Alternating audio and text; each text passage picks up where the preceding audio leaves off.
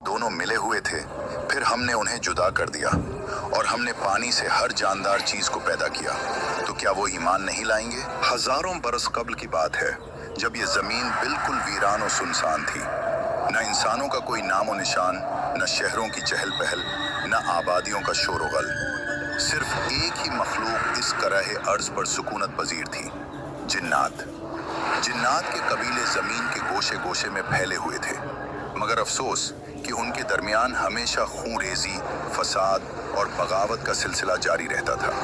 पूरी जमीन एक मैदान जंग बन चुकी थी। जब ये मंजर अल्लाह रब्बुल इज्जत की बारगाह में पेश हुआ, तो ज़ात बारी ताला ने फैसला फरमाया कि जमीन को इस फसाद से पाक कर दिया जाए। फरिश्तों को हुक्म मिला और वो अजीम लश्करों की सूरत में जमीन पर नाजिल हुए और जिन्नात पर जबरदस्त हमला कर दिया। जिन्नात ने मुकाबला करने की कोशिश तो जरूर की, लेकिन अल्लाह ताला के हुक्म के सामने वो बेबस और लाचार थे। इस जंग में बेशुमार जिन्नात हलाक हुए और जो बच निकले वो पहाड़ों की चोटियों, जंगलों की तारीकियों और दूर दराज जजीरों में जा छुपे। उन तमाम जन्नात में एक निहायत ही नेक और इबादत गुजार जिन भी था, जिसका नाम था अज़ाज़ील। अज़ाज़ील बाकी जिन्नों से बिल्कुल मुख्तलिफ था। वो फसाद से कोसों दूर रहता और शब व रोज इबादत में मसरूफ रहता। जब फरिश्ते जन्नात के खिलाफ जंग के लिए आए, तो अज़ाज़ील ने खुलकर फरिश्तों का साथ दिया। फरिश्ते उसकी इबादत और इखलास से बहुत मुतासिर हुए। जब जंग इख्तिताम पजीर हुई, तो वो उसे अपने हमराह आसमानों पर ले गए। अब अज़ाज़ील फरिश्तों की महफिलों में रहने लगा। वक्त के साथ साथ उसका इल्म और इबादत में मकाम बुलंद से बुलंदतर होता चला गया, यहाँ तक कि अल्लाह ताला के यहाँ उसका दर्जा बहुत बुलंद हो गया। लेकिन इसी दौरान उसके दिल में एक खामोश ख्वाहिश ने जगह बनाना शुरू कर दी। काश जमीन की खिलाफत मुझे अता हो जाए। वक्त गुजरता रहा, फिर एक दिन अल्लाह रब्बुल इज्जत की जानिब से एक अजीम ऐलान हुआ। एक ऐसा ऐलान जो हर चीज को बदल कर रख देने वाला था। अल्लाह ताला ने इरशाद फरमाया, मैं जमीन में अपना एक खलीफा बनाने वाला हूँ।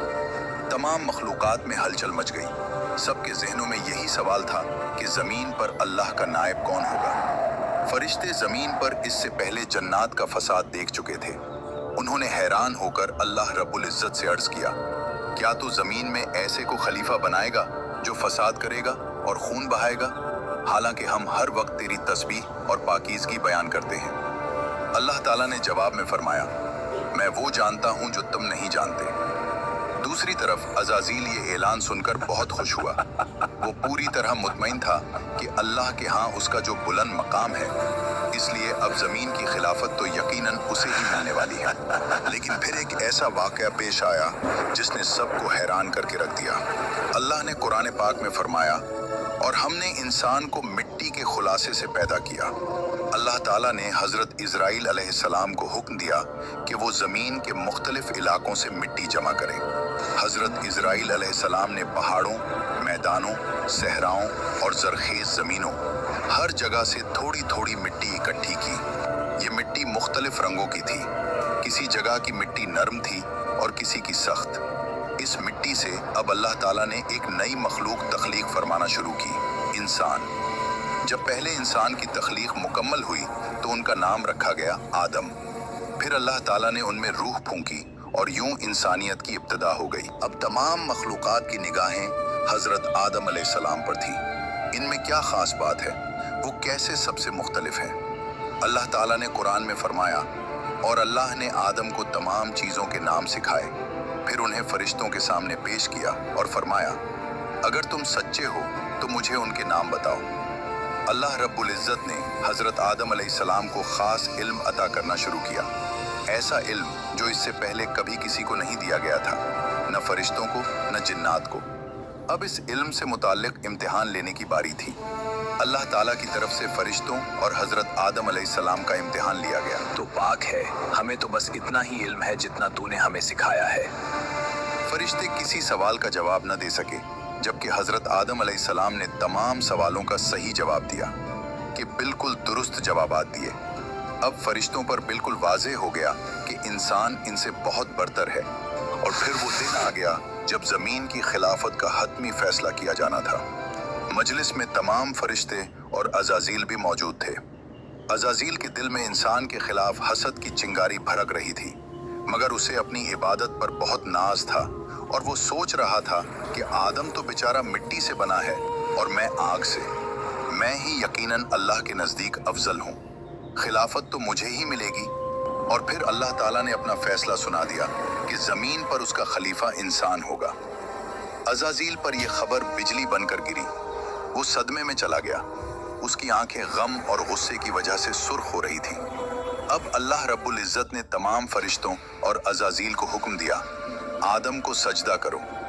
अल्लाह रब्बुल इज़्ज़त के इस हुक्म के साथ ही तमाम फरिश्ते फौरन सजदे में गिर गए, सिवाय अजाजील के। किसी की मजाल न थी कि अल्लाह के हुक्म का इनकार करे, मगर वो बदबख्त गर्दन अकड़ाए गुस्से और तकब्बुर के साथ खड़ा रहा। अल्लाह ताला ने पूछा, तुझे किस चीज ने रोका कि तू सजदा न करे जबकि मैंने तुझे हुक्म दिया? इब्लीस ने तकब्बुर से जवाब दिया, मैं कभी भी इस मिट्टी के बने आदम को सजदा नहीं करूंगा। मैं आग से बना हूँ, ताकतवर हूँ, और ये मिट्टी से बना है। मैं उससे बेहतर हूँ। तूने मुझे आग से पैदा किया और उसे मिट्टी से। अल्लाह रब्बुल इज़्ज़त ने निहायत जलाल से फरमाया, निकल जा यहाँ से। तुझे ये हक नहीं कि यहाँ तकब्बुर करे। यकीनन तू जलीलों में से है। अब वो अजाजील इब्लीस बन चुका था, मरदूद और शैतान। मगर शर्मिंदा होने या तौबा करने के बजाय उसने अल्लाह ताला से एक हैरान कुन दरखास्त की, मुझे क़यामत तक मोहल्लत अता कर, जिस दिन इंसानों को कब्रों से उठाया जाएगा। मुझे क़यामत तक मोहलत दे दे, जिस दिन इंसानों को कब्रों से उठाया जाएगा।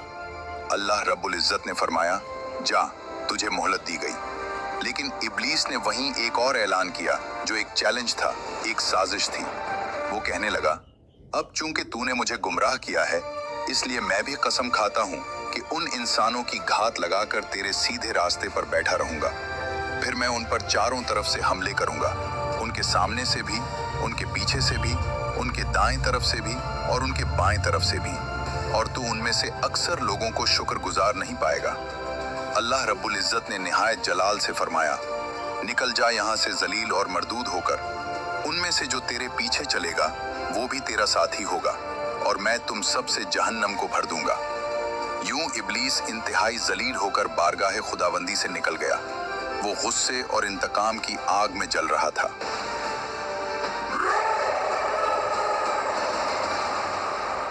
हजरत आदम अलैहिस्सलाम जन्नत में रहने लगे। वहां हर तरह की नेमतें थी। अल्लाह तेरा शुक्र अदा करता हूँ कि तूने अपने नेक और महबूब बंदों में मुझे शामिल किया। लेकिन फिर भी वो अकेला महसूस करते थे। अल्लाह रब्बुल इज़्ज़त ने उनकी तन्हाई दूर करने के लिए उनकी ज़ौजा हजरत हव्वा अलैहिस्सलाम को पैदा फरमाया। वो उनकी रफ़ीक़ा बनी। अब हजरत आदम और हजरत हव्वा दोनों खुशी से जन्नत में रहने लगे। अल्लाह रब्बुल इज़्ज़त ने फरमाया, ए आदम, तुम और तुम्हारी बीवी जन्नत में रहो, जहाँ से चाहो खाओ पियो, खुशी से रहो, मगर एक दरख्त के करीब मत जाना, वरना तुम जालिमों में से हो जाओगे। जन्नत में हर तरफ नेमतें थी, आराम था, सुकून था। सिर्फ एक दरख्त था जिसके करीब जाने से अल्लाह रब्बुल इज़्ज़त ने मना फरमाया था। मगर शैतान, जो पहले ही जन्नत से निकाला जा चुका था, हजरत आदम अलैहिस्सलाम से हसद और दुश्मनी में जल रहा था। वो चाहता था कि आदम और हव्वा भी अल्लाह ताला की नाफरमानी करें, ताकि वो भी उसकी तरह जन्नत से निकाले जाएं। इसलिए वो चुपके से आया और हजरत आदम और हव्वा के दिलों में वसवसे डालने शुरू कर दिए। वो उनसे कहने लगा, अगर तुमने उस दरख्त का फल खा लिया तो हमेशा की जिंदगी मिल जाएगी।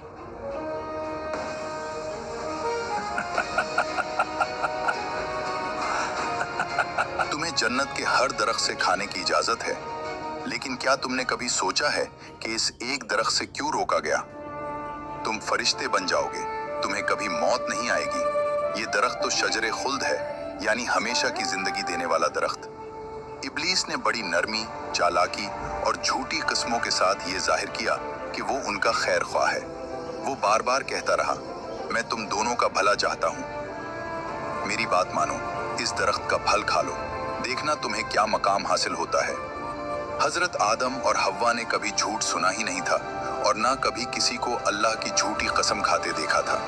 तो बिलाखिर वो धोखा खा गए और उस दरख्त का फल खा लिया। बस यही वो लम्हा था जिसने सब कुछ बदल दिया। अल्लाह ताला का हुक्म टूट चुका था। जैसे ही उन्होंने फल खाया, फौरन जन्नत का नूरानी लिबास उनके जिस्मों पर से गायब हो गया और वो घबरा कर जन्नत के पत्तों से खुद को छुपाने लगे।